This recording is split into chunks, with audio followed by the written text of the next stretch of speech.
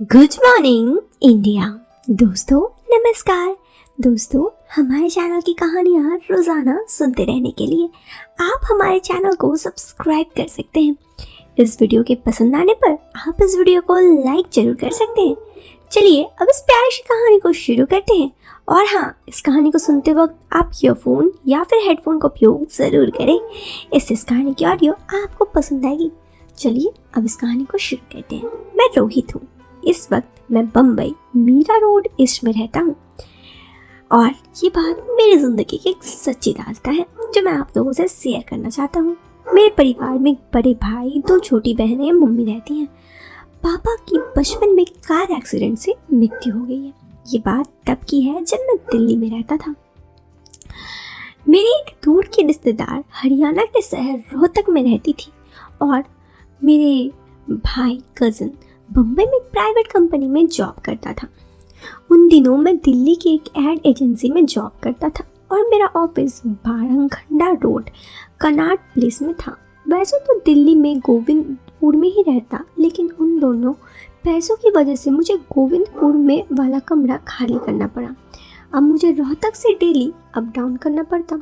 Rohtak railway station से एक train 6:25 पे चलती और मैं रोज़ उसी ट्रेन से ट्रैवल करता। मैं शिवाजी ब्रिज पर उतर जाता।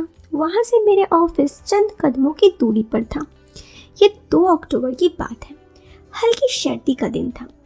आपको तो पता है ठंड के दिनों में सुबह सुबह हर किसी को कितनी ठंडी लगता है। उस समय बस दिल्ली में रहता और कोई मिल जाए तो मैं उसे पटाने की सोचता। मैं बचपन से ही लड़कियों के बारे में हमेशा थोड़ा इंटरेस्ट रखता। खैर, लेकिन ऐसा कुछ हुआ नहीं था। लेकिन अब मैं आपको अपने बारे में तो बता दिया। अब सीधे कहानी पे वापस आते हैं। मैं उस दिन सुबह सुबह घर से निकला और रोहतक रेलवे स्टेशन आ गया।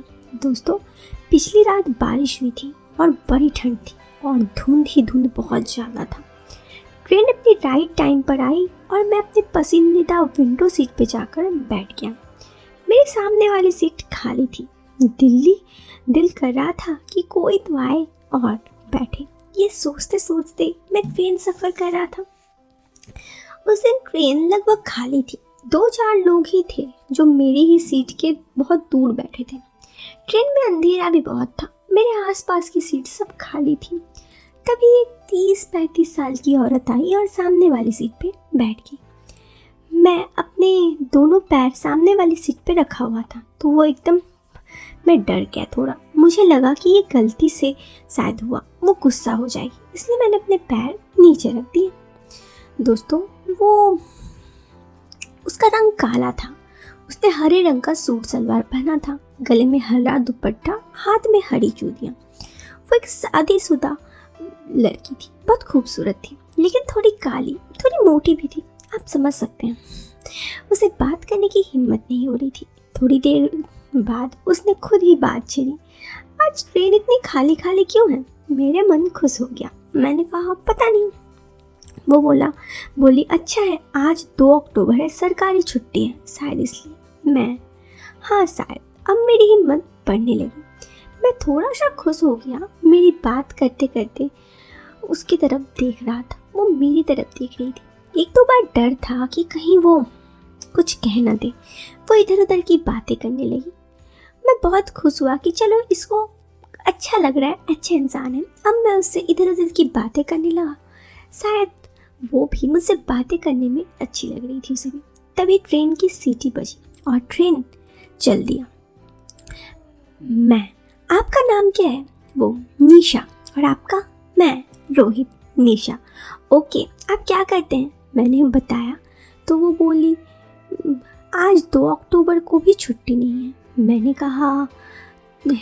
कहा है तो, पर काम करने का ओवर टाइम का पैसा मिल जाता है, इसलिए जा रहा हूँ। वो बोली हम, ये तो अच्छी बात है। फिर मैंने हिम्मत जुटाकर उससे पूछा अगर आप बुरा ना मानो तो मैं यहाँ पे बैठ जाऊँ? उसने हंसते हुए कहा हाँ, इसमें पूछने की बात क्या है, बैठ जाइए। दोस्तों, इस तरह हम दोनों बगल बगल बैठ गए और बातें शुरू हुई। अब मुझे उससे बातें करना अच्छा लग रहा था क्योंकि उसकी रिस्पॉन्स भी काफ़ी अच्छी थी। 1-2 बार ट्रेन चलते चलते वो मेरी तरफ देखी और मुस्कुराई। मैं भी उसकी तरफ मुस्कुरा रहा था। हम दोनों की हरकतें एक दूसरे की नज़रें मिल रही थी और नज़रें मिली तो वो मुस्कुरा रही थी। इसी तरह कुछ दूर का सफ़र यूं ही चलता रहा। हम दोनों की बातें अब बंद हो गई थी क्योंकि बात करने का कोई टॉपिक नहीं था। इतने में तभी उसने अचानक से मुझे कहा, एक बात बोलिए। मैंने कहा हाँ हाँ ज़रूर, पूछिए ना क्या बात है। उसने कहा आपको आज ठंड नहीं लग रही है? मैंने कहा हाँ ठंड तो लग रही है। उसने कहा तो खिड़की क्यों नहीं बंद की? मैंने कहा अरे बस इसीलिए खिड़की बंद नहीं किया क्योंकि बाहर का नज़ारा देख रहा था। उसने कहा कोहरे में नज़ारा देख रहे थे। उसकी बात पर मुझे हंसी आ गई। मैंने कहा अरे नहीं बस ऐसे ही। इसी तरह हम दोनों का बात चलता रहा। तभी उसके फ़ोन में एक कॉल आया। वो फ़ोन पे बात करके थोड़ी नाखुश हुई। मैंने उसे पूछा क्या हो गया? तो उसने मुझे कहा कुछ नहीं। उसने फिर चुप हो गई। मैंने कहा बताइए तो क्या हुआ? उसने कहा कि अरे कुछ नहीं, मेरे पति का फ़ोन था, वो कहे कि वो आज भी नहीं आएंगे। मैंने कहा आपके पति किसी काम से गए हैं? उसने कहा नहीं, मेरे पति कुछ काम से नहीं गए हैं, उसे जब भी मन करते हैं वो कहीं चले जाते हैं। मुझे बाहर और घर दोनों का काम देखना पड़ता है। मैंने कहा अच्छा, आपकी शादी कितने साल हो गई? उन्होंने कहा मेरी शादी को हुए करीब 5 साल हो गए। मैंने कहा आपकी कोई? उन्होंने कहा नहीं, हमारा कोई संतान नहीं है। मेरे पति हमेशा काम के सिलसिले पे व्यस्त रहते हैं। उनकी बातों पे एक अलग सी मायूसी थी। मैं उनकी बातों से समझ सकती थी कि वो अकेले में काफ़ी ज़्यादा नर्वस हो रही थी। शायद उसे तन्हा अच्छा नहीं लग रहा था। अब स्टेशन आने में कुछ ही वक्त बचा था। उन्होंने मुझे कहा कि चलिए फिर अगर कभी नसीब में होगा तो मिलेंगे। मैंने कहा नसीब की बात नहीं है, अगर मिलना हो तो हम फिर से मिल सकते हैं, अगर आप अपना नंबर देंगे तो। यूँ तो हम शायद कभी ना मिले, पता नहीं क्या। वो थोड़ी देर सोचने लगी। मैंने उसे कहा देखिए सोचिए मत, अगर आपको नंबर नहीं देना तो इट्स ओके, मैंने बस आपसे ऐसे ही पूछ लिया। उन्होंने कहा नोट कीजिए 88723। उन्होंने अपने सारे नंबर बताई। मैंने नंबर लिख लिया। फिर स्टेशन पे ट्रेन रुकी, वो उधर मैं उधर। हम दोनों ही अलग अलग रास्ते निकल पड़े। लेकिन फिर मैंने उस शाम में उसके नंबर पे मैसेज किया हाय, तो उसने भी मैसेज किया। इसी तरह हम दोनों की बातों का सिलसिला शुरू हुआ। अब हमारी मुलाकात कई दफ़ा होती है और मुझे उससे मिलना बातें करना काफ़ी अच्छा लगता है। इसी तरह वो भाभी मेरी ज़िंदगी में एक ख़ास रोल बन गई। हाँ शायद हमारी शादी कभी ना हो क्योंकि वो शादीशुदा है, लेकिन हम दोनों एक दूसरे के साथ जो प्यार है ये कभी नहीं भूल सकते। कई बार सफ़र इतना सुहाना होता है ना कि सफ़र में हमें ज़िंदगी के लिए सब कुछ मिल जाता है। ये कहानी उसी के लिए। फिलहाल अगर आपको ये कहानी पसंद आई हो तो आप इस वीडियो को एक लाइक कर दीजिएगा। चैनल पे पहली बार आए हैं तो सब्सक्राइब कीजिए। मिलते हैं फिर एक नए वीडियो में एक नए और इंटरेस्टिंग टॉपिक के साथ। तब तक के लिए bye bye, take care, bye.